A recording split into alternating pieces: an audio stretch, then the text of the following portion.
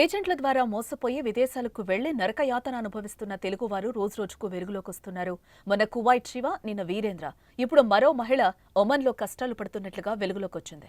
నకిలీ ఏజెంట్ల చేతిలో మోసపోయి ఒమన్లో చిక్కుకున్న మామిడి దుర్గా అనే మహిళకు మంత్రి నారా లోకేష్ భరోసా ఇచ్చారు. బాధితురాల్ని స్వస్థలానికి తీసుకొచ్చే బాధ్యతను ఆయన తీసుకున్నారు. కేంద్రంతో మాట్లాడి దుర్గను స్వస్థలానికి తీసుకొచ్చేందుకు చర్యలు తీసుకోవాలని పార్టీ ఎన్ఆర్ఐ విభాగానికి లోకేష్ ఆదేశాలు జారీ చేయడం జరిగింది.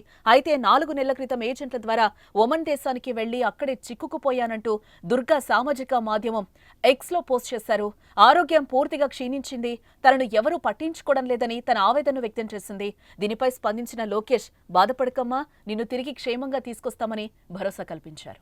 నా పేరు మామిడి దొరకండి అన్న. లోకేష్ అన్న, వేరే లోకేష్ అన్న, నేను మన 4 నెలలు అవుతుందన్న. నాకు 6 రోజులు పెట్టించి బాగాలేదన్నా అన్న. నాకు బోట్లు కూడా ఎక్కినాయి అన్న. నా హెల్త్ చూస్తే అసలు ఏమీ బాగాలేదన్న. నాకు ఆవేశం వచ్చేస్తుంది. ఇక్కడ చెప్పినా సరే అర్థం చేసుకుంటలేదు. నేను ఏజెంట్కి ఫోన్ చేసి డబ్బులు కట్టేసి వెళ్ళిపోతానని చెప్పానన్నా. అన్న డబ్బులు కట్టేసి వెళ్ళిపోతానన్నా సరే నన్ను పంపిస్తలేదన్నా. సరే రెస్ట్ అయినా తీసుకుంటే నా ఆఫీస్ కన్నా పంపించండి అంటే ఆఫీస్ వాళ్ళు కూడా రెస్పాండ్ అవుతలేదన్నా. అన్న లోకేష్ అన్న, నన్ను ఇండియాకి తీసుకెళ్ళన్నా. నాకు చాలా నీరసంగా ఉందన్న. నాకు కాళ్ళు గడ్డ పొట్లాడేస్తాయి అన్న. నాకు అసలు బాగాలేదన్నా. నాన్న ఈయనకి ఎంత చెప్పినా సరే అర్థం చేసుకుంటుందన్నా.